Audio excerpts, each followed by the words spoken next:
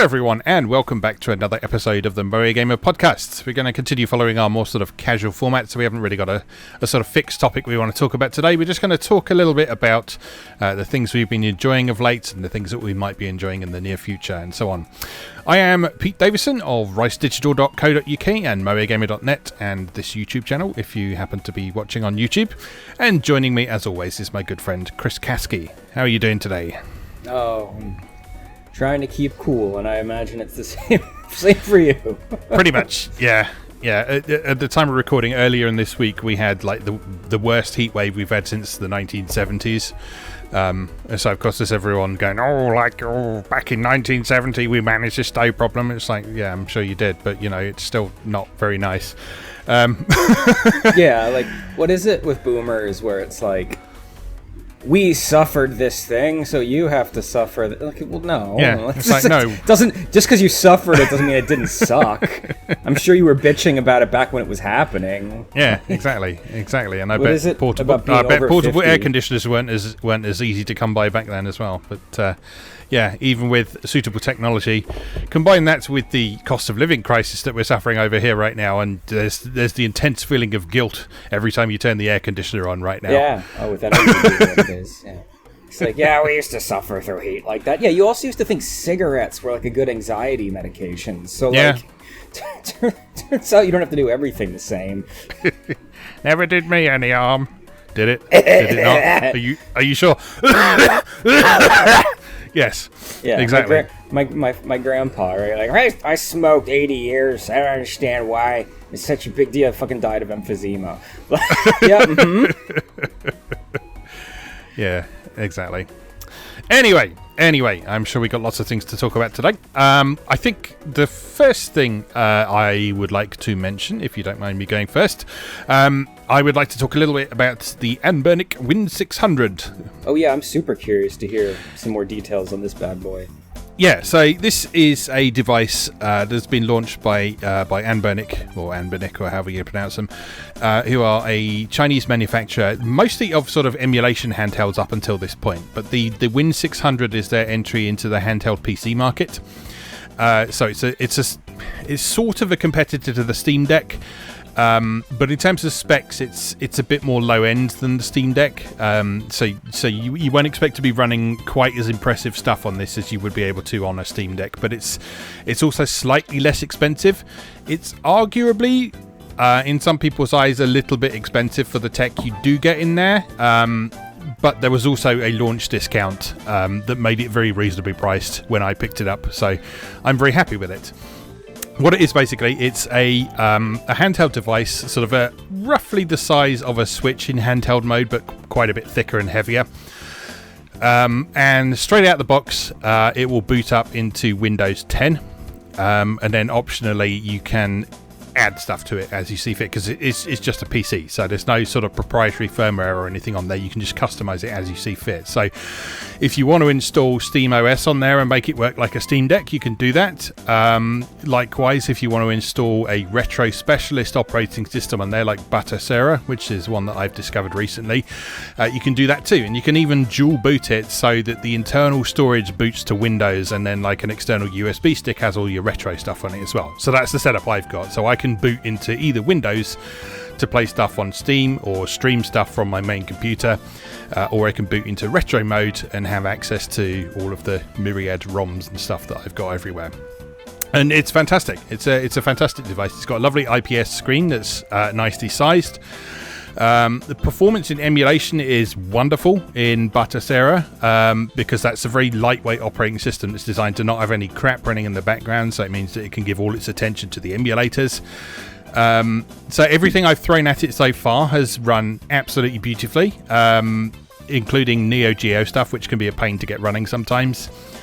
I've only tried up to PS1 so far. Supposedly it will handle Dreamcast and GameCube and even up to Wii U very well. The only weak spot in its emulation lineup is supposedly PS2, but that's supposedly a bit of a bugbear for emulation handhelds and specialist devices like this generally. So I'm not too concerned about that. Computer, unless you're a genius. Yeah, I still can't get Nano Breaker to run. Yeah. Exactly. And I'm not too concerned about that because I've still got working PS2s anyway, so like multiple of them. So I'm not too worried about that for the moment. But it's something that I'm sure will improve in the future. So yeah, I mean, is there anything in particular you would like to know about it? I mean, you kind of covered most of my curiosity, in terms of capabilities there. So I guess for me, like console trash that I am, like ease of use. Like, I've been looking at the Anbernic products for a long time.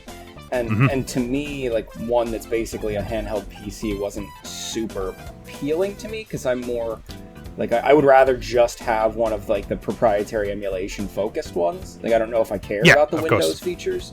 So, but then again, like, obviously being Windows, it opens up a lot of opportunities to install Steam, play some of those lo-fi indie games that I love on it. I know you sent me a screenshot of HoloCure running on that bad boy. If I could get Vampire Survivors and HoloCure running on a handheld, I'd be a pretty happy boy. So those possibilities start to be more attractive to me. But as someone who's just bad with computers, I don't know if I'm probably better than most people I know personally with computers, but I'm nowhere near the internet grade computer wizardry.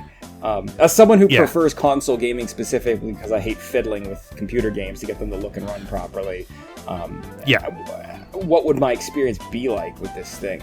Like, would I have to be... Well, I don't want to buy a device where I basically have to be on Google Chat with you every time I want to do something. is where it's certainly not like that. As long as you're going with the proper expectation, you're not going to be running AAA stuff on here. You're not going to be running recent 3D heavy games on here. That said, anything that there's from sort of the Xbox 360 era that there's a PC port of seems to run quite well. So, for example, I downloaded the PC version of Blur and played it on it, and it was happily running along at 60 frames a second, no problem. Oh, that's nice.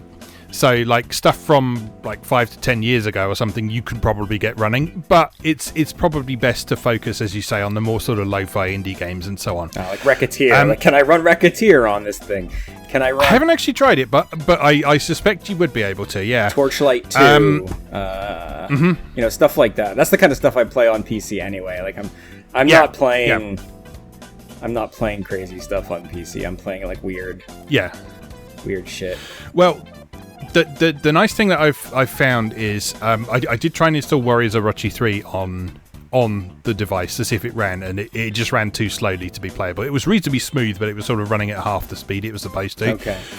But then I tried using Steam's built-in streaming system to stream it from my main computer to the handheld, and it ran beautifully that way. Cool. So that is an alternative. If you've got a gaming PC that is up to the job of running something well and streaming it over your home network, then that is an option. So if you want to like play Warriors Orochi in bed or something like that, you can do. Yeah, that's a very interesting proposition. Yes, exactly, because I primarily picked this device up to use as like a visual novel machine for visual novels that don't get console releases. So not just 18 plus stuff, but there are some visual novels that just only get released on PC regardless. So that's the main reason I picked it up. But the fact it runs indie games quite nicely, the fact it streams games from Steam quite nicely is a happy bonus. And then, like I say, the retro gaming performance, it involves a little bit of setting up in the first place that is vaguely technical. But if you just follow the instructions that are on the Buttercera website, they're very step-by-step and specific, and working on the assumption that people haven't really done this a lot before and might need some help along the way. Okay. The only bit of fiddling I had along the way was when first setting up Buttercera. It has a lot of these devices seem to make a sort of strange assumption about the way your monitor is oriented. It seems to assume that your monitor is vertically oriented for some reason. So that required a tiny bit of tweaking to get working. That basically involved copying a script file onto a USB stick. But again, there were full instructions on how to do that on Buttercera's website because they know that's an issue and they know how to fix it. So as long as you follow those instructions, you're fine. Okay. Which is good. And then after that, it's just a case of copying the stuff you want over onto it or installing it through Steam. In the Windows 10 mode, you can run Steam in big picture mode, so it basically works like a console when you're in that mode anyway. You can add stuff that is external to Steam very easily, and then run it through Steam Big Picture mode. Okay. So, yeah, you can basically make it work like a console. And when it's not working like a console, it's a Windows PC, so it's pretty intuitive to use anyway. So, does it have like an on-screen keyboard? Yes, okay. Yes. So there's a touch screen. So when you tap on a text field, it will pop up an on-screen touchscreen keyboard. And there's also a button on the side that allows you to pop up a keyboard at any time as well. So. Okay. Yeah, it sounds really neat. You've been telling me about these Anbernic products for a while. Because I think you had like a Game Boy styled one, right? Yes. So I've got the RG351V, which is the Game Boy shaped one. If you're just after something that will play retro games well, there are much cheaper ways of doing that, even from Anbernic's range. But if you think the flexibility of being able to put Windows on there as well will be useful, it's definitely worthwhile. Yeah, I'll have to do some digging into their catalog of products. I mean, I know I have before, but I just never pulled the trigger on anything. I definitely like some of the kind of like more petite ones with like the aluminum housings and stuff. So like, this thing for me is going to be loaded up with like GBA games and like Genesis shmups. So like, I don't know if I need to really commit that hard, but either way, I do want to get my hands on one of these eventually. Yeah, for sure. Because I mean, we talk about how nice it is to have our curated collections on the Evercade and the Switch and so on as well. But it's also nice to have one of these sort of retro boxes easily available so that you can easily access the stuff that doesn't get re-released, the stuff that is unlikely to get a re-release, like licensed games and that sort of thing. So, it's a good thing to have in your pocket for when you need it. So yes, I recommend the experience. Yeah, well, very cool. Yeah, something to keep in mind. All right. Right, what would you like to tell us about today? Oh, I don't know. I've kind of started exploring the vast catalog of indie games that I've been amassing for the Switch and the PS4 kind of in the past few months while I've been sucked into Final Fantasy XIV, like this giant amassing pile of shame. So, I've had an opportunity to dig into some cool stuff, and some of it's kind of not news, some of it's kind of stuff people already know is great, but like, I think we would be remiss if we didn't take some time to talk about how great Metal Max Xeno Reborn is. Yep. Yeah, so I've been taking some time to play Metal Max Xeno Reborn, which is a kind of reboot of Metal Max Xeno, which came out a few years ago, which got quite a bit of negative feedback. So they, the developers were good enough to kind of take a rollback and kind of rebuild it from the ground up, keeping what worked, ditching what didn't, and kind of restructuring the game a bit. For people who aren't super familiar, Metal Max is actually a pretty long-running franchise. It's just not one that's ever gotten a tremendous amount of play in the US. So I think we've had 2 installments prior to this one. I think there was one on the PS2 era, wasn't there? I think that's pretty much came out. It was the PS2 one, which I think was the 3rd or 4th one, and then it was Xeno was the second one we got after that, to my knowledge. So we got, Metal Max, the original one, was 1991. This was ancient, This is on the Famicom. So we're talking about a series with a pretty storied history, and we just haven't gotten a lot of it in the States. I'm trying to look at the history of it now, and I'm trying to figure out which is the one we got on the PS2. We got Metal Saga, which is technically a spin-off, but it's still sort of considered part of the series. Right. So in Japan, that was Metal Saga Chain of the Sandstorm. So that was actually the first one we got in the US, and the only one until Xeno came out, and then we got Xeno. Yeah. But there is 1, 2, 3, 4, 5, 6, 7, 8, 9, 10, 11, 12, 13, 14, 15, 16, 17. There's like 17 games in the collection, counting the spin-off ones. So even though we don't have a lot of experience with it here, it's been around for a long time, and it's got quite a legacy with it. So I was really excited when we got Xeno, and even more excited to get this tweaked version.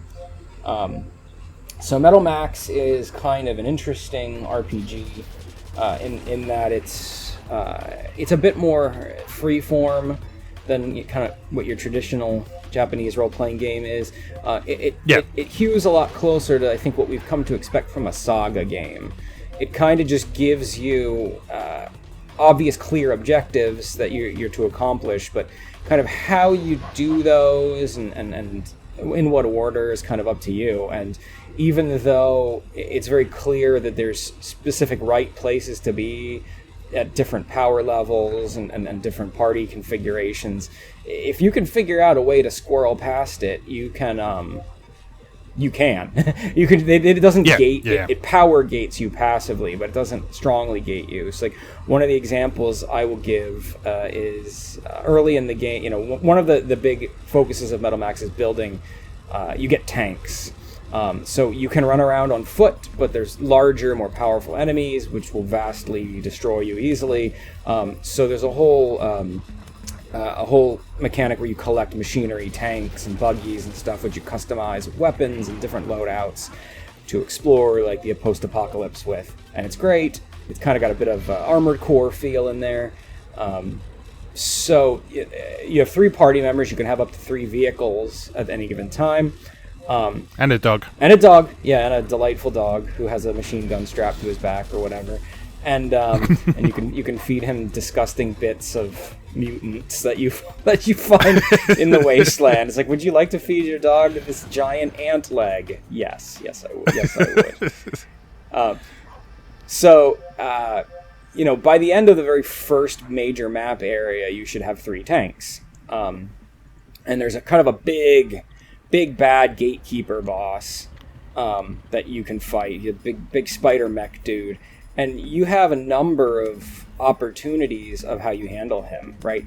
You can fight him, or there's a way that you can climb up on the top of a building and use a rocket launcher to knock him down and flip him on his back, and you can just go right past him and go to the next area. So I chose the latter. I did not fight him because I only had 2 tanks. I didn't realize there was a 3rd tank hidden in the big first area until you told me where it was. So I just knocked the spider dude on his back and then proceeded to the next area, and then did a bunch of grinding in the other area, and then came back and killed him with only 2 tanks. So, you know, and that was before you told me a 3rd tank was available in that starting area. I just assumed the next tank would be in the next area. So you know, that's exactly. So I handled that completely differently. So I had found this 3rd tank beforehand because you can find buried technology using a metal detector that you can purchase right from the beginning of the game if you have enough money for it. So I found this 3rd tank, and then I went up on top of the building and knocked him off with a rocket launcher, just like you did. But instead of running past him, I then used that opportunity of him being on his back to deal some free damage to him and sort of get a head start on fighting him. So, yeah, lots of different ways you can handle encounters like that. And there's all kinds of examples of that. So, another great example is by the end of the first major map area, you should have 3 party members, right? There's a young mechanic guy, there's like a merchant's daughter, girl, and then your main character, of course. I found the girl near the end of the first area before I had the boy join my party. So you can get the boy to join your party by giving him enough of the booze you find out in the wasteland and making friends with him. But if you find the girl first, he joins your party because he has a crush on the girl, and then you get just a party of 3 immediately. So there's different orders things can be completed in an approach. So it's kind of fun.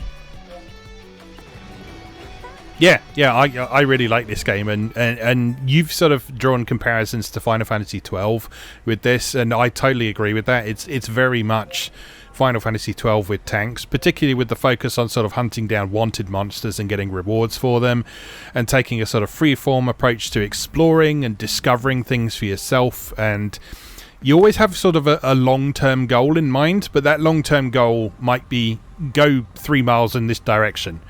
But like, if you try and follow the marker, there's always loads of stuff in the way, so you end up going around all sorts of things and discovering loads of other things in the meantime. So like those long-term goals really are long-term goals, and it doesn't take you step by step through them.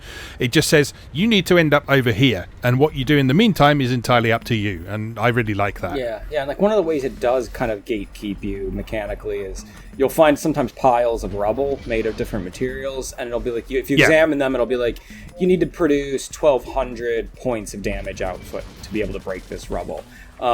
So, you know, very early in the first area, there's like an underground dungeon you can find. And then, like, when you can only delve so far into that dungeon before you discover a pile of rubble at the back of it, that there's no way you have a weapon as a person on foot strong enough to break that. And there's no way you can get your tanks in the dungeons are on foot only. So, but that dungeon is in the very beginning of the game.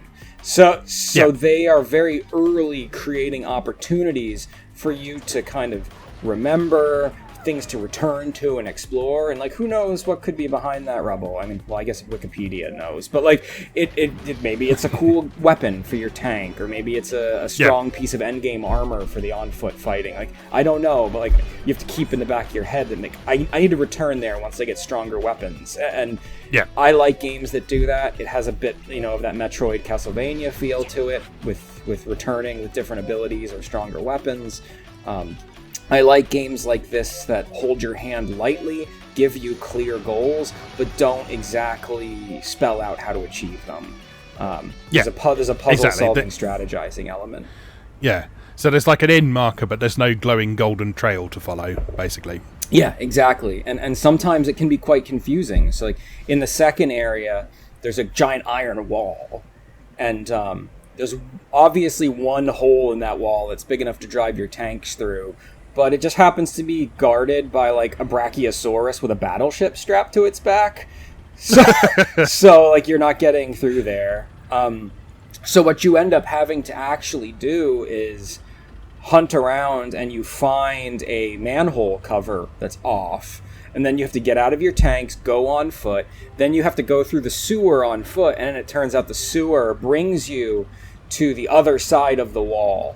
And then and on the other side of the wall, there's a switch you can flip that opens another gate that you can drive through that's far enough from the giant battleship dinosaur where it won't see you go through. But the game didn't put a marker on that manhole cover. The only marker the game gave me was the marker on the other side of the wall that said, you need to get to the other side of this iron wall. You figure it out, bucko. Like, and that's what's cool about Metal Max. It makes you feel scrappy. It makes you feel clever. And when you get that good tank loadout, going, like it makes you feel powerful without feeling. It straddles that line where you feel powerful, but you also don't feel invincible because you've got limited ammo. The amount of HP your tank has is a direct correlation between how heavily you have it loaded down with weaponry. So, you have to straddle that line between survivability and outright power. It's just a good time. I think you've played a little bit further than I have, but I really like this game. It's really good. It sort of pushes a lot of the right buttons if you enjoy sort of really customizing your characters and your loadouts and that sort of thing, and exploring and finding things and discovering things and figuring out crazy ways to overcome difficult situations. Like you say, there's generally multiple ways to overcome obstacles that are in your path. You could theoretically try and take on that brachiosaur with a battleship on its back head on if you wanted to, but then there's also that other way that you mentioned going around, and there are situations like that earlier in the game as well, like having to sneak past one of the earlier wanted monsters at the right time of day, or going through on foot and triggering a fast travel point so that you can then actually sort of reappear on the other side of the wanted monster and so on. So there's all sorts of creative solutions to problems, and there's never like one set way to play. Like getting the dog. Like getting the dog is a side quest. You can beat the whole game without the dog. I mean, you're a monster if you ignore the quest prompt that it's like, I hear a dog whining over there. But you can. You don't have to have the dog. even though you want the dog, because the dog somehow on foot does as much damage as your tank does. Yeah, yeah. And when you're driving around, he just rides on the back of your tank, and that's adorable. So you were never in a situation like I was, where you had more people in your party than tanks. No. Okay, no, so if you have more people in your party than tanks, the third person also fights on foot like the dog does, even when you're fighting. Like, yeah. So like that's why I was texting you frenetically, like, where can I get a third tank? Because Yaki, the mechanic boy, he's just getting pulped out there. Like, I'm getting in these battles with the wanted monsters, and he's just standing there like on foot with a handgun. Well, like, so I have like 2 people in tanks. He's there on foot with a handgun, like, and I just see like one damage appearing on the bosses, and then the bosses just immediately like aggro to him, pulp him to oblivion with like a volley of rocket launcher, and then, and then like he's dead. And I'm like, I gotta get this poor boy some metal to sit in. So, but like the other people, if you don't have enough vehicles, sit on the tank too, like the dog does. Oh, so, like, I like to drive the buggy around when I'm moving because it's faster than the tanks. And like Yaki sits on the back of those like shelves on the back of the buggy and just like dangles his legs and looks around. It's little touches like that show, you know, they put quite a bit of love into building this game. Yeah, definitely. Yeah, and I know that unfortunately the planned sequel I think got canceled. It was Wild West, I think it was called, and I think it got canceled, which sucks. Yeah, they discontinued development, announced that back in June.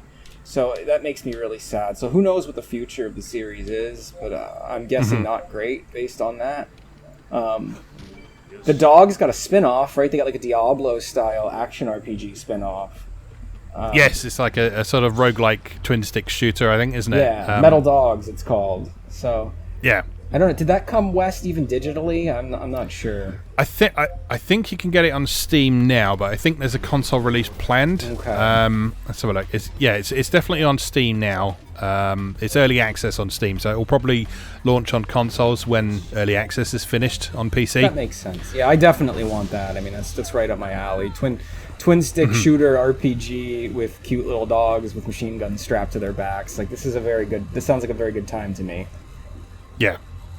Yeah, definitely. This has got a very Japanese to English description on it. Harsh battle of the combat dog Pochi begins. Explore dungeons that change every time you enter. Get a wide variety of weapons and power up your dog. Hunt the evil wanted. Enjoy exhilarating battles casually in this shooting action game. Oh, I love enjoying exhilarating battles casually. It's like Harsh battle of the combat dog Pochi. Oh, yeah. Pochi's amazing. It's like, like, dog, would you like to pet the dog or feed the dog? I'd like to feed the dog. What is in my inventory? Okay, I have mutant flesh, I have unidentified slime, and I have doggy chow. I'm gonna go with the unidentified slime. Of course, build his immune system up or whatever. Good time, yeah. Like right now, Pachi has a Gauss cannon that shoots lightning strapped to his back.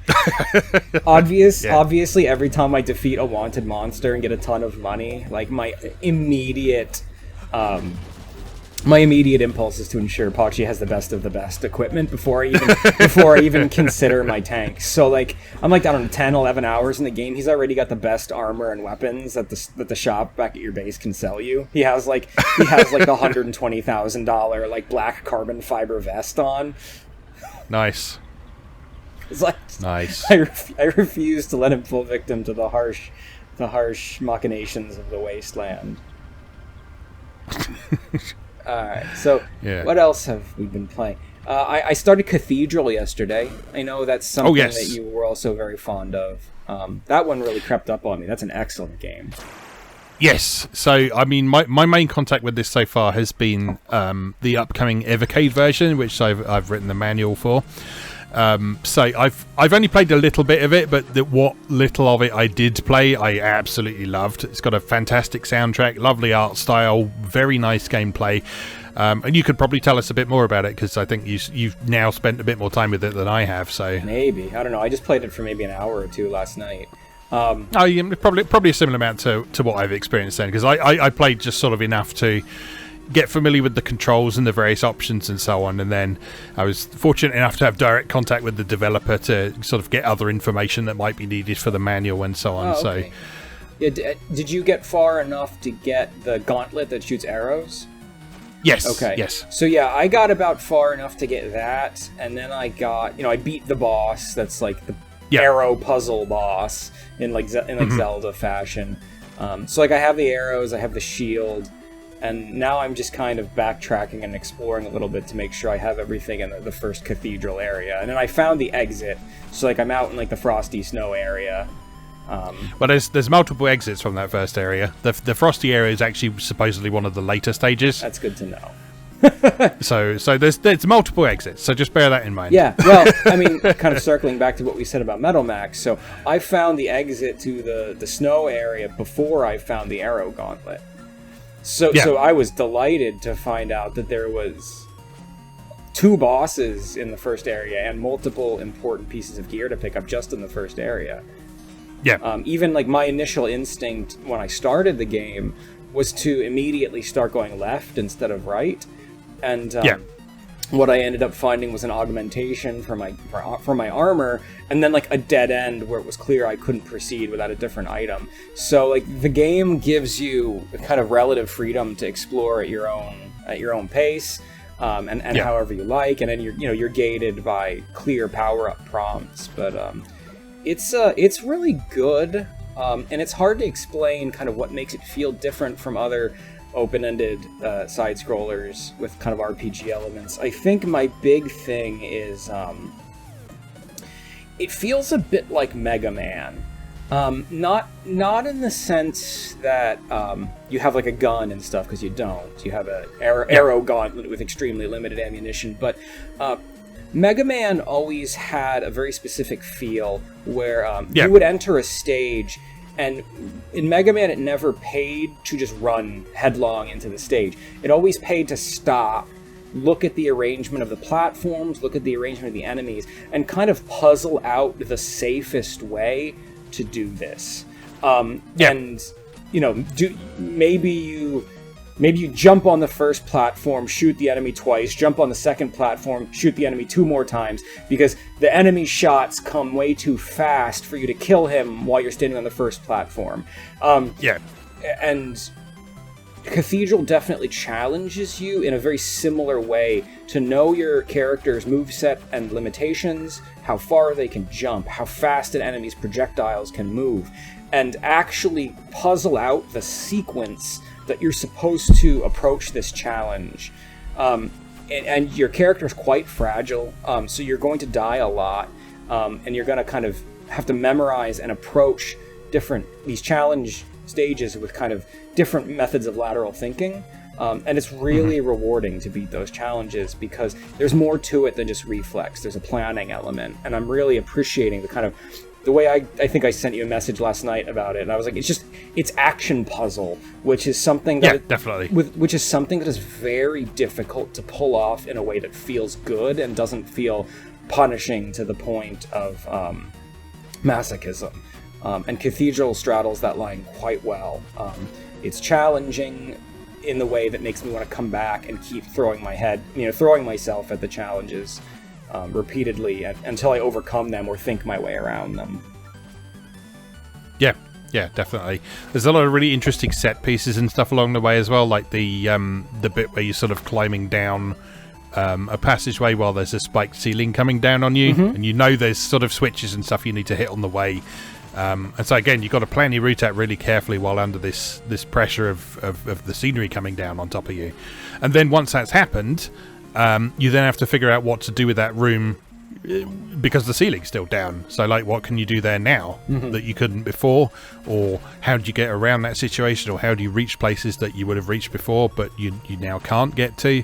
Yeah, lots of really interesting stuff going on right from the very beginning of that game. Yeah, and it also does something that Metroid, specifically I'm thinking Super Metroid, always did really well, which was kind of this kind of visual, non-verbal storytelling and like hint giving methodology. So I'm thinking of that very early area where you don't have the arrow gauntlet yet, and you kind of walk into this room and there's like this mischievous wizard that like materializes in the air, and like you can't kill him. He's not like an enemy you can fight because he moves too fast, but he just kind of like giggles like and like flies off screen, and then you don't see him again for like another like 3 screens. But you're making your way through this kind of area, and then you come to a door, and you have discovered at that point that there's these switches that you have to hit that will make platforms materialize or dematerialize, and there's a door there's a doorway with the kind of the dotted outlines where it's clear that some of those blocks have been dematerialized. And right when you're about to get there, the little wizard appears and giggles at you, and he hits the switch and he materializes the blocks, and your path there is blocked, and the switch is on the other side of the wall, so you have no way of hitting that switch. And so it's non-verbally, like visually with animation, keying you into these mechanics. All right, so I definitely have to figure out a way to hit that switch next to progress here. So then you have to go through a door that's behind you instead of going forward, and that's what leads you down the whole like pathway to get the arrow gauntlet, because the arrow gauntlet is the way to hit that switch on the other side of the wall. So and you know, there's no like there's no like text box that's like the arrow gauntlet is great for hitting far away switches. Like it just, you have the arrow gauntlet, as soon as you get it, the next room is full of switches that are far away, so it just coaches you with stage design to learn the application of the tool.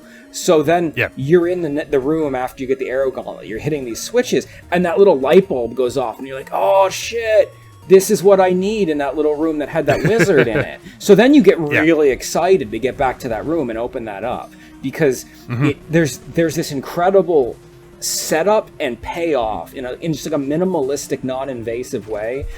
This game is like really good, classically informed game design done right. Like I'm just so impressed with it. Just to make that sequence even more interesting, the little wizard dude becomes your companion after a while. Oh, does he? You can then use him.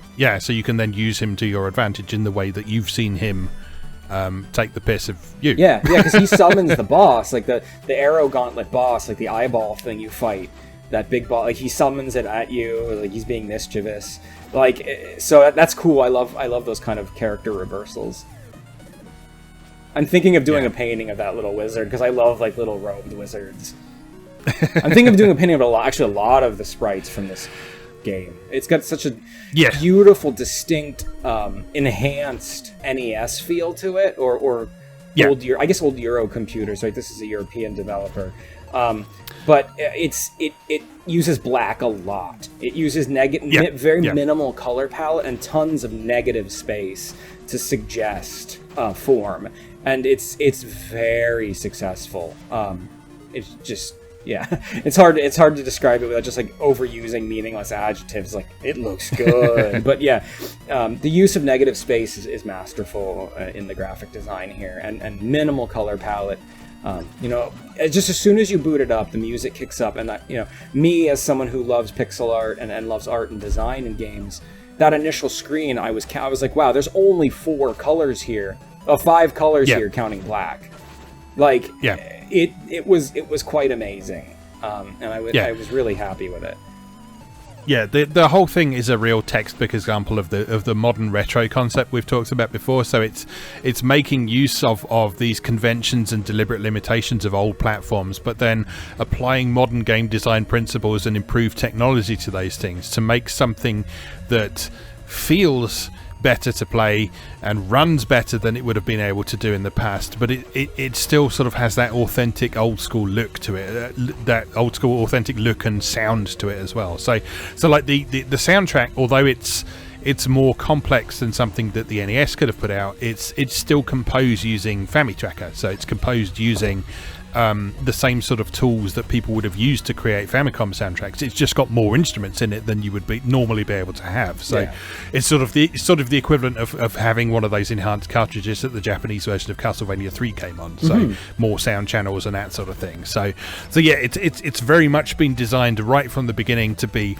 an authentic feeling retro experience, but one which acknowledges that we live in 2022 now and some things have changed. And it's a wonderful experience. So that is available now on PC and various consoles, and then it's coming to Evercade in a double pack with Alwa's Awakening in October of this year. So however you want to pick that up, you want to pick that up. Yeah, believe me. That's going to be a real banger of a cartridge too, because I also love Alwa's Awakening, and that's. I mean, we could also talk about Alwa's Awakening, but it would just be retreading a lot of the same stuff we just said about Cathedral, because it's excellent in a lot of the same ways. Yeah, exactly. The interesting thing about the Evercade version of Alwa's Awakening is that while the original release of Alwa's Awakening was designed as a modern retro game like we've just talked about, the version that is coming for Evercade is actually programmed specifically for the NES, but at the same time as being programmed for inferior hardware, it has more stuff in it than the original release. So there's more areas, there's more items to collect. It's a bigger game. It's an enhanced version of the game running on older tech. Yeah, that's which cool. is fascinating to me. Yeah, and I'm glad you told me that, because I mean, not that I would ever miss an Evercade release because I'm just such a completionist idiot, but this was probably the first cartridge that I've very much considered not getting. Because I already have the premium edition games physical release of Cathedral on the Switch, which is, by the way, a beautiful release with like a gorgeous manual that has like silver emboss on the cover, and like it's awesome. But I have the premium edition games release of Cathedral, and I have the the Switch physical release of Alwa's Awakening 1 and 2. So I was like, I already have these games. I can already play them on TV or handheld because I have them for the Switch. So, like, the motivation for me to get the Evercade version was pretty non-existent. But then I mentioned those concerns to you and explained to me, A, it's an enhanced and different version of Alwa's with additional content, and B, the Cathedral is the first game running natively on the Evercade. It's not an emulated game. So between both of that, it's still a significant enough release to buy, even if you have those games prior on other consoles. Yes. Plus, I hear the manual's really, really good. Yes. There's all the Evercade manuals are extremely well written. Yes, because they're by me. Anyway. Full disclosure. Full disclosure. Yeah, well, I mean, I do the writing. I don't do the layout. I have to give a lot of credit to the folks who do the layout and stuff, because they do an incredible job of squeezing all the information into a teeny tiny space. Yeah, it's cool. So, yeah, full props to them. And I really enjoy working on those projects. It's a lot of fun. So, there will be plenty more of that in the future. So, on a similar note to what you've just talked about with Cathedral there, I want to talk a little bit about the Succubus series on PC. So, the Succubus series is a range of adult games by a couple of Japanese creators called Pixel Teishoku and Libra Heart. They're 18-plus games, so they've got adult sexual content in them, although several of them do have all-ages safe-for-work versions. And they're fantastic, absolutely fantastic. I've had my eye on the ones that are available on Steam for quite some time, and I just never got around to picking them up for some reason. But a little while back, I thought, you know what, I'm going to give these a go. I think it was the recent Steam sale or something like that. I thought, you know what, I'm going to finally give these a go. So the ones that are available on Steam, there's 4 of them. Called Castle in the Clouds, Midnight Castle Succubus, Sword of Succubus, and Tower of Succubus. And then there's a couple of other entries in the series that are available on DL site as well, which is the sort of Japanese doujin site. Okay. And they have English versions as well. So if you want to play the other games in the series, you can do. You just can't get them on Steam at the moment. So I won't talk too much about all 4 of them because I could bang on about these for ages. But these are fantastic examples of exactly what we've just been talking about, modern retro games. So Castle in the Clouds, first of all, is a 2D side-scrolling platformer that's sort of exploration-based. but it's not quite completely open structure. So it's level based, but each level has a very large open map to explore.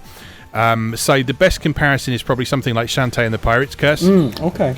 So you remember how in that game you go to different islands, and each island has its own map, and you have to explore each island. Castle in the Clouds is very much like that. So you play this bounty hunter called Liddy, who comes to a town in search of sort of fame and fortune and so on. And you get a series of quests to go to these various different areas and clear out monsters or discover treasures and that sort of thing. And over the course of the complete game as a whole, you unlock various abilities. And there's some really interesting abilities in this, because there's wall climbing and hanging from the ceiling in this, which is something you don't tend to see all that often in games of this type. But it adds a huge amount to interesting level design, because it means that there's sort of ways you can traverse these stages that you wouldn't be able to in a regular sort of platform game. Those systems are really well used to create some stages that are really satisfying to explore. Some really interesting enemy encounters, some great boss fights with sort of screen-filling bosses, all presented in sort of retro-style visuals, but again, using modern tech to do bigger sprites, better animation, just better game design overall. So that's a fantastic one. Also, if you're playing the 18 plus version in that one, there are friendly monsters around the place who are marked with hearts, who you can have sex with, and then anytime you have sex with them, you set off a screen clearing smart bomb that accords to your lust statistic. So everything on screen suffers the amount of damage that is equal to your lust statistic. So the more you have sex with friendly monsters, the more powerful your screen clearing smart bomb is. Okay. I'm about it. Yeah, it's hilarious. The pixel art once again in these games is it's so stunning. It's magnificent. It's really beautiful. Yeah. Again, it's sort of slightly better than you might expect from. I'd say Castle in the Clouds sort of looks a bit more like early 16-bit than, or maybe PC Engine. Yeah, it looks like PC Engine. It straddles that line between NES and SNES, which is very much PC Engine, which is like personally kind of my favorite aesthetic for this. Like, not quite 16-bit, but way better than the NES could pull off.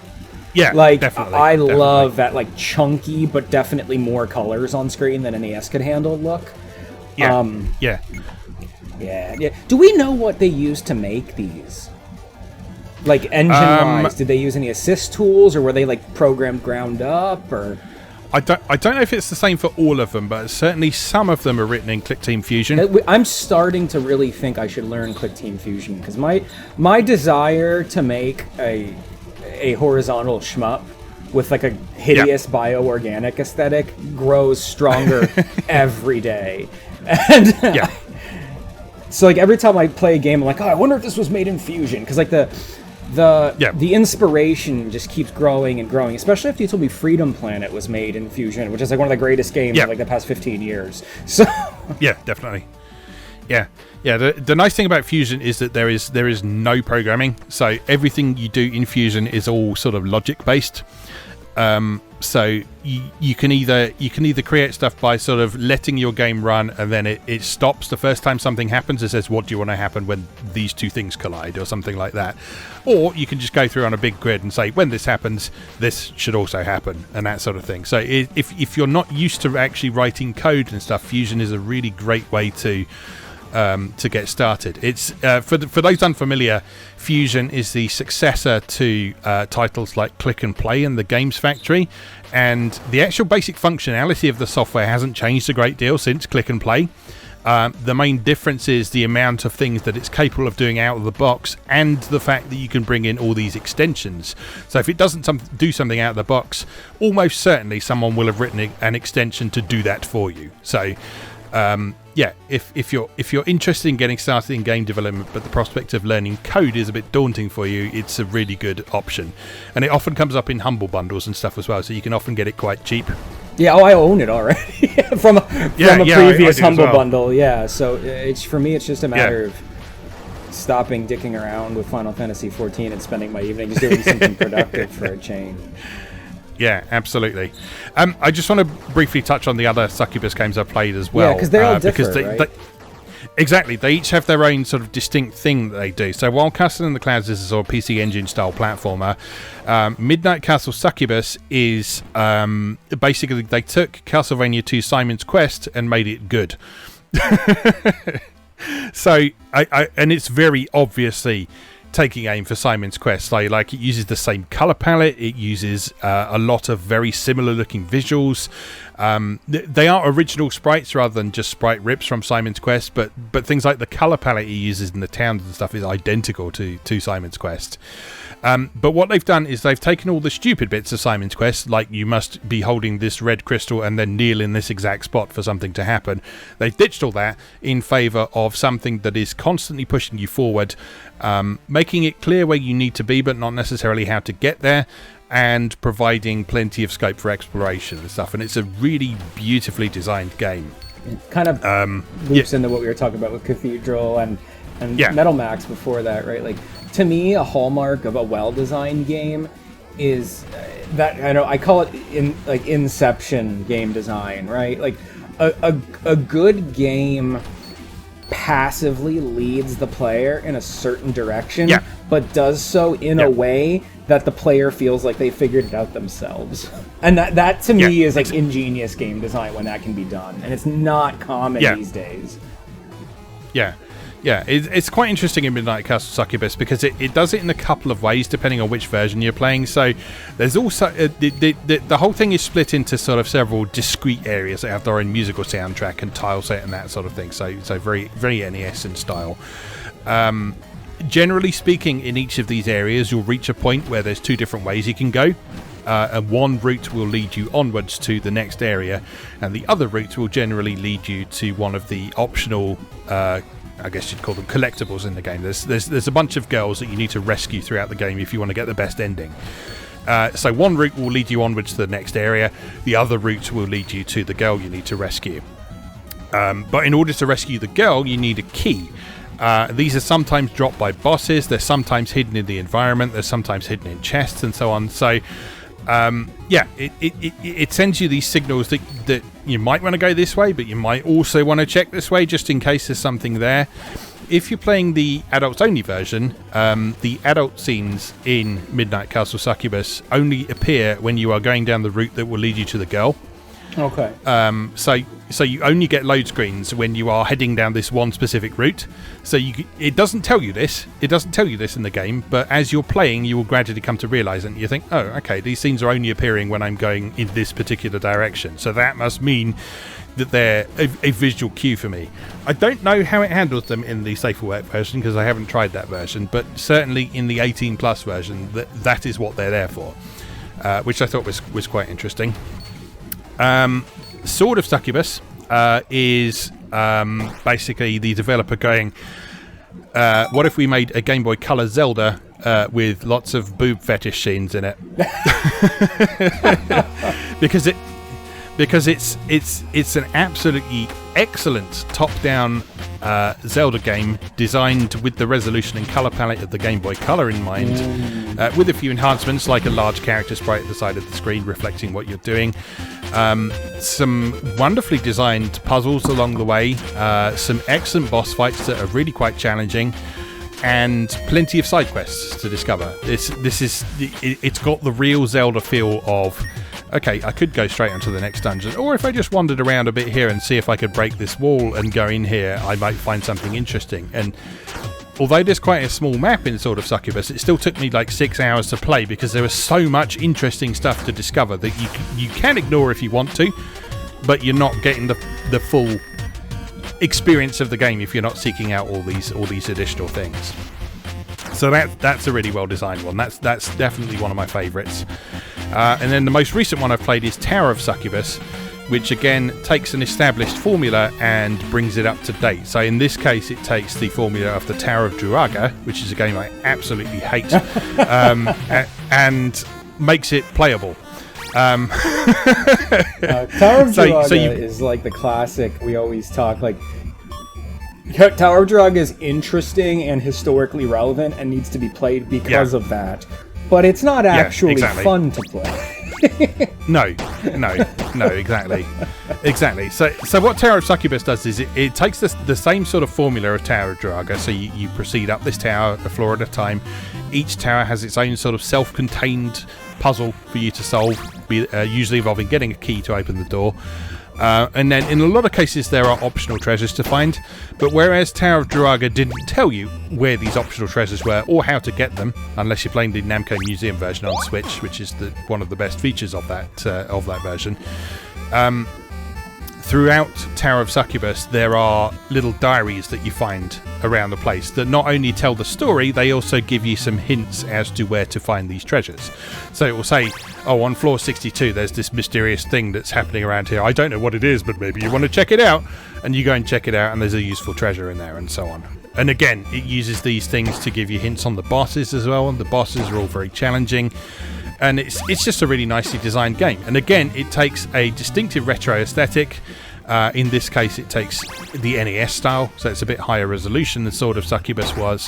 Has its own very distinct visual audio presentation, and it's just a great game. So these 4 games are absolutely fantastic. Sword and Tower, you need to be on board with the adult content because it's not optional in those ones. Okay. Because part of the nature of the game in those ones is that you are playing a succubus, and so part of the game mechanics involves having sex with things to restore your magic and life and that sort of thing. So you need to be on board with that sort of thing. Midnight Castle Succubus and Castle in the Clouds, like I say, there are safer work versions available that strip out the adult content. So if you're a bit on whether or not you want to see some of the scenes in these games, which can get a little bit brutal, those first 2 games are probably the ones I would recommend people explore first. But they're all good. They're all excellent games. They're all fantastic examples of the fact that adult gaming doesn't have to just be visual novels. There is a lot of stuff out there that is incorporating adult content in quite a solid sort of way, with sort of more traditional game design as well. Yeah. So these were a really, really pleasant discovery for me. They are sort of real top-tier indie stuff for me now. I think that's really interesting to even consider, because I think that's kind of the stigma that a lot of eroge and adult games kind of get, is it's visual novels only. It's like only an excuse for the pornographic content. But the fact of the matter is, as you've explored on your website for years, it's like you have full-fledged RPGs like the Rant Saga. There's even shmups. I'm thinking of Steam Hearts, which is like a classic, collector sought-after shmup available on the PC Engine that has kind of mild erotic scenes in it as stage clear rewards and stuff. But the fact that a game is an adult game or a pornographic game is not necessarily 100% a statement that the game is not a focus of the game. Sometimes it's sometimes it is truly a well-designed game, and the adult content is just part of the flavor of the overall game's design. And I think for that reason, from a historical and a modern analysis standpoint, it's a whole subgenre that requires much greater attention than it's ever historically gotten. Yeah, definitely. I think probably Sword of Succubus was the most interesting one in this regard, because I can't remember the last game where I played a female character who was this sexually empowered. That's important. Because pretty much every sexual encounter in Sword of Succubus in particular is initiated by you. It is your character deciding that she wants to have sex with someone, and she does it. And she's not ashamed of it. She's not sort of she's not worried about people looking down on her. She's not worried about people judging her. It's just something that she does. And that also extends to one of the core game mechanics, where you have armor and it can break. And so when your armor breaks, she's just walking around naked. She's a succubus. She doesn't care if she's walking around naked, but everyone else does. So you try and talk to an NPC while you're naked, and they won't be able to deal with you because they're just too busy ogling your tits. But at the same time, there's also a dungeon later in the game where you need to be naked in order to pass a ritual and so on. So that's used in sort of interesting ways along the way. And at the same time, the character who doesn't say anything throughout the whole game, she's just personified as this person who is extremely confident in her body, extremely confident in her sexuality, and it just comes across as a really sort of positive representation. And yet, I'm sure there are people out there who just be like, "Oh, it's a game with a naked chick in it." Yeah, well, I think that's an important distinction to make. Because I mean, we've talked pretty extensively off cast about these games, and I had some hesitancy to play them because, although I really like, I don't know the way I would phrase it right to distinguish it, but like, I really like sexy games, quote unquote, right? I really like anime, adult content, but I'm more into like the pin-up-y, cheesecakey stuff, and I find that like full-on hentai in general just often veers too close to non-consensual sex. And I don't like that. I don't want that. I don't want to see that. I don't want to engage with that content. So to hear that the sexuality as represented in these games is a bit more on that side, or entirely on that side, where it's not the situation where the woman is empowered and powerful, that's a tremendously important distinction to make for someone like me. Yes. Because then I wouldn't be off-put or uncomfortable with that. I think media that engages with adult content, specifically kind of this Japanese style media, perhaps even from a marketing standpoint, might want to do a better job of being very clear about the type of sexuality represented in the work. Yes. Because I'm thinking, absolutely. I'm thinking just from my standpoint, and this is something that I've learned in the past year or so, because we've gotten into watching a lot of VTubers, but it's been a genuine surprise with me as I've delved deeper into like the anime and gaming communities, how many women in the community are also extremely into adult content. It's not just a male thing, but a lot of the women I speak with in the community have similar leanings towards me, although they love sexualized content, representations of nudity and sex and sexuality in their media. They don't like the kind of general thrust that hentai has to move towards rape. And I think these actual developers would probably make more money if they figured out a way to like categorize or phrase descriptions of the sexual content in your games so that the assumption wasn't made. Because the industry has backed itself into that corner, but through better communication, they have the ability to market their works more appropriately to people like me who hesitate to buy adult games, even though they have an inclination towards sexualized content, for fear of stumbling upon content like that they don't want to see. Mm-hmm. There are, I think, three things I want to say about this. First of all, do be aware that some of these games do still have some non-consensual scenes in them, so be aware of that. Particularly in the case of the adult versions of Castle in the Clouds and Midnight Castle Succubus in particular, and Tower of Succubus as well. I think in that regard, Sword of Succubus is probably the quote-unquote mildest of them. There are still a couple of scenes in there that might make you feel a bit uncomfortable. At the same time, one thing worth considering is that these games are based on sort of horror tropes, and particularly Japanese horror tropes as well, which often involves sexual horror and that sort of thing. And yes, absolutely, that may not be something you're into, and I completely understand that sort of thing. I'm not super into it either, but I can sort of kind of handle it if it comes up, if you know what I mean. It's not something that will put me off entirely. It's not something I love seeing, but it's at the same time it's not something that will put me off entirely, because I tend to look at it as the sort of thing like, okay, this is a dark game. This is a dark game that is based around the idea of a succubus. It makes sense for there to be horrific sexual scenes in there. Sure. Yeah. As I say, your mileage may vary on that. That's not a universal truth. I'm not trying to say that anyone is wrong for bouncing off these games because of those scenes. But I do want to make that clear for anyone who is interested in checking these out. Do be aware of that content. Yeah, your mileage may vary based on your own life experiences and what you've dealt with. But I think, exactly. I'm not always a fan of like slapping trigger warnings, quote unquote, with things, but just as a person who has friends who have been victims of sexual assault, I'm not the type of person who says these works don't have a right to exist or these depictions don't have a right to exist. But I do think it's important.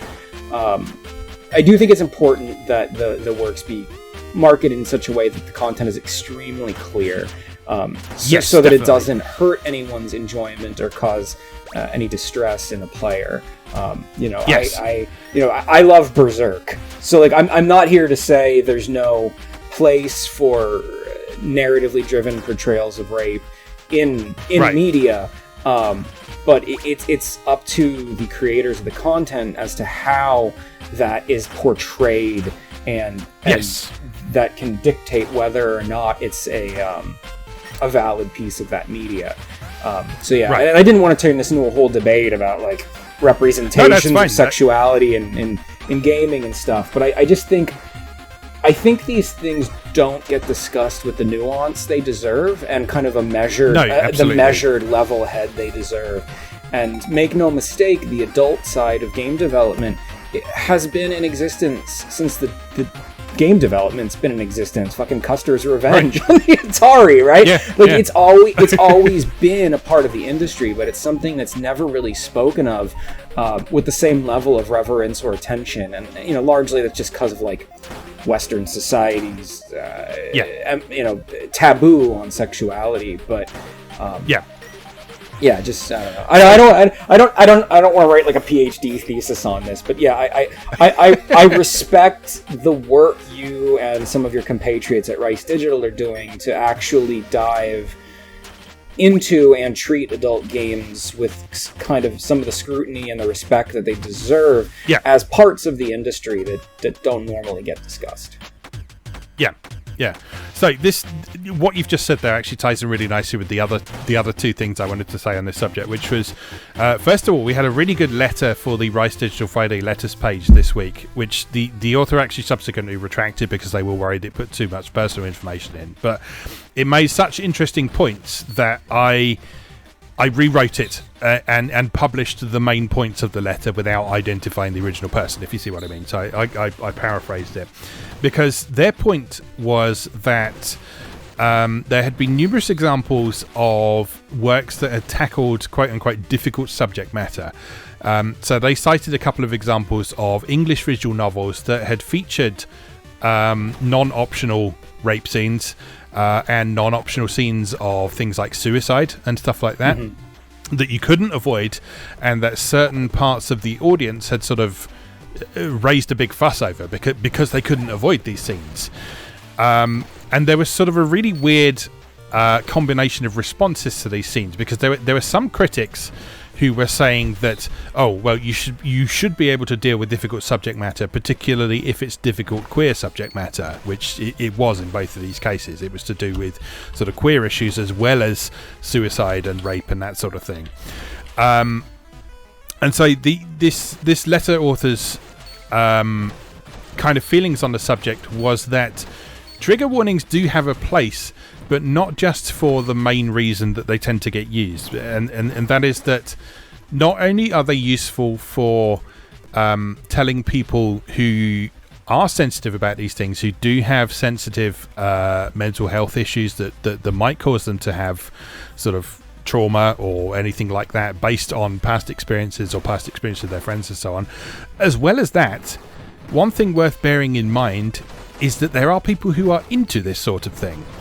There are people who are into specific types of fantasies. It doesn't mean that they want to do them in reality or anything like that. It doesn't mean that they're bad people or anything like that. But there are people who are into fantasies such as rape and that sort of thing who want to know when there is a piece of media that actually caters to those fantasies, if you see what I mean. Yeah. Well, and I think that's a really interesting point that I hadn't really considered all that much, but it also ties in with the discussion that I had on Twitter recently with someone who got in touch recently after reading my previous coverage on rants, because they're also studying rants and doing some videos on it.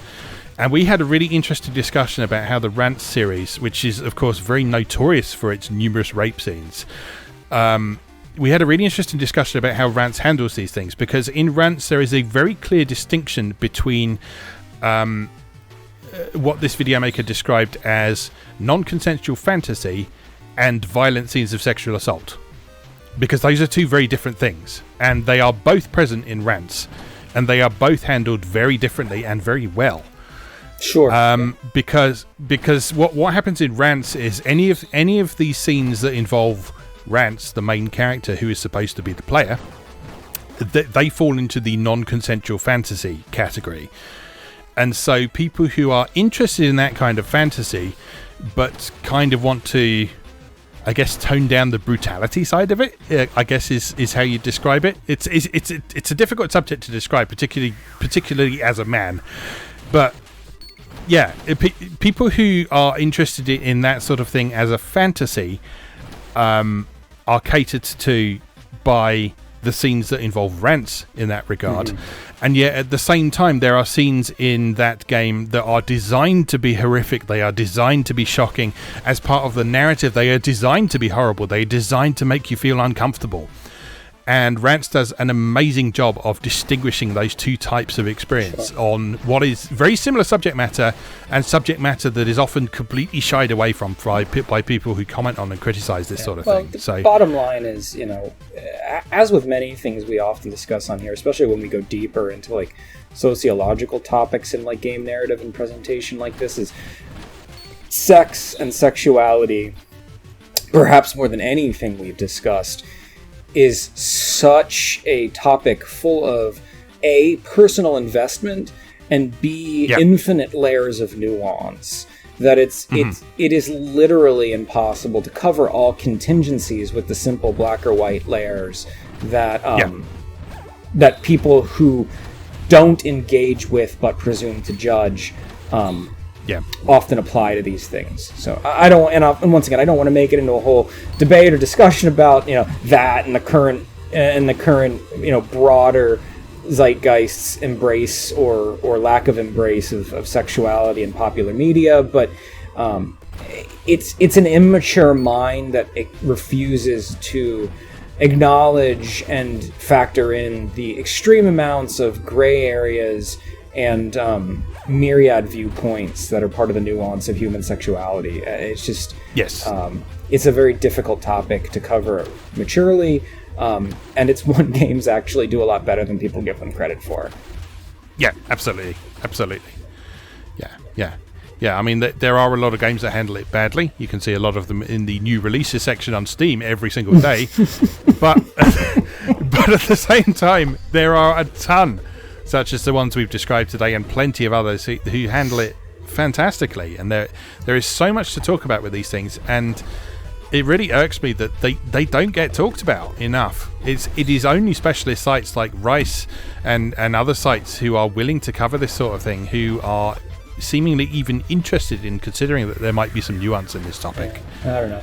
It's so hard because of the way we're raised, specifically in the West, to think of sexual content as such a taboo. But I think, in recent history, and like I mentioned, thanks to a lot of the VTubers we're fans of, like, I've come to be more okay with being overt about how much I like certain bits of adult content.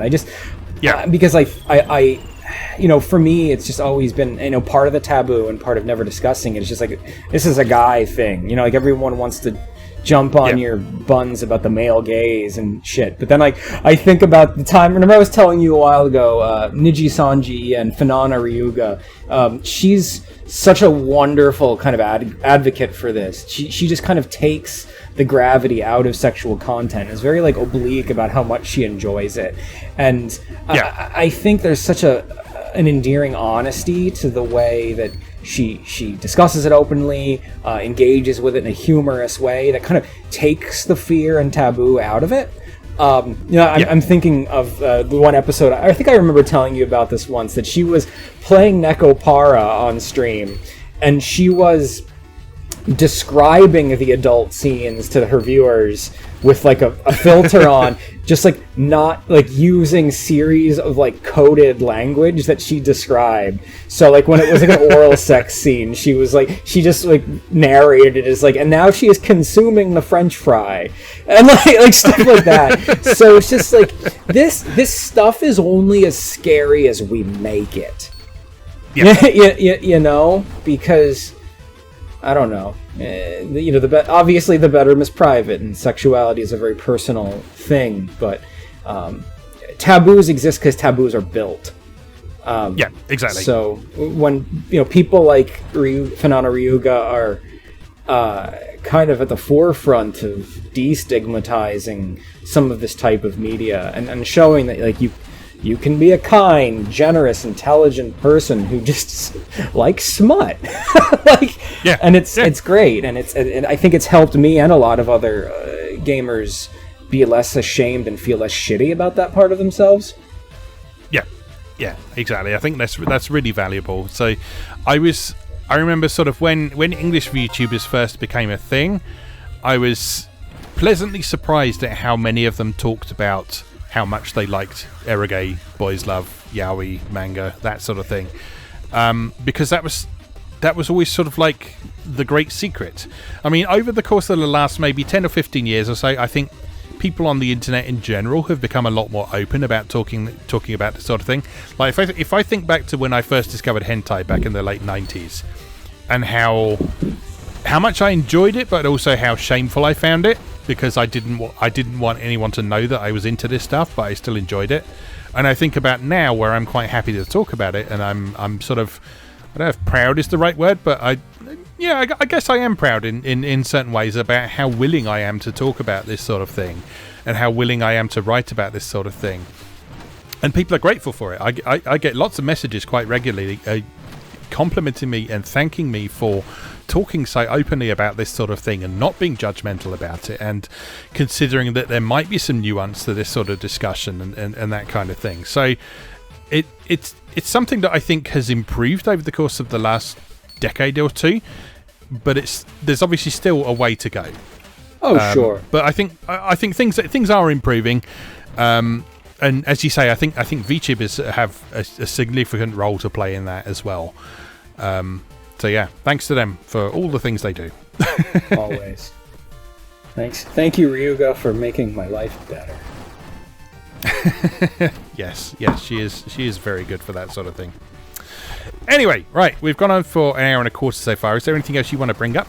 No, I don't think so. I mean, just in general, got a lot of other games I'm hoping to explore to talk about on the next cast. Along with my copy of Cathedral, I also received a copy of Phenotopia, which is another open platform side scroller that I knew nothing about until Premium Edition Games started advertising they were selling copies of it. But upon looking at videos of it, I fell in love immediately with the aesthetic of it, the general speed and cadence of the animations. So I'm very much looking forward to hopefully engaging with that the next few weeks and being able to speak to it, because if my instincts are right on the video footage I've seen, I think it's really going to be one that a lot of people have passed by, but really, really should play.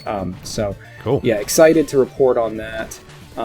I've also been diving pretty deep as a fan of strategy RPGs into Chroma Squad, which is a game that quite a lot of people enjoyed when it first came out, but I've just kind of been getting around to checking it out.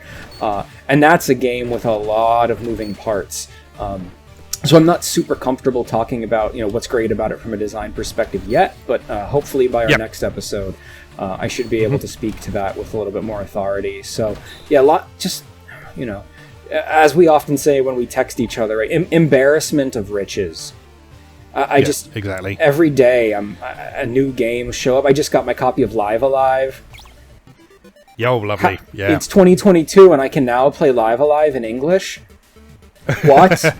What? Yeah, it's just fantastic. Life is, as we often say, we are simultaneously living in the worst possible and best possible timelines.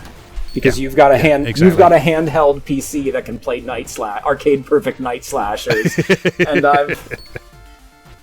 I've got 326 Switch games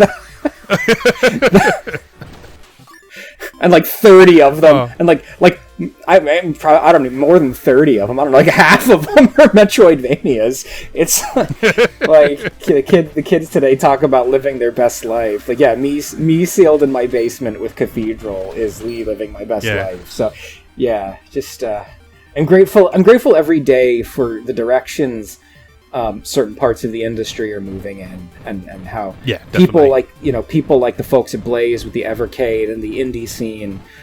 For every negative news story we hear about fucking Squaresoft packaging NFTs with their action figures, we can always circle back around and talk about something like Chroma Squad, and know that there are games out there being made by people who actually have a genuine love for the craft.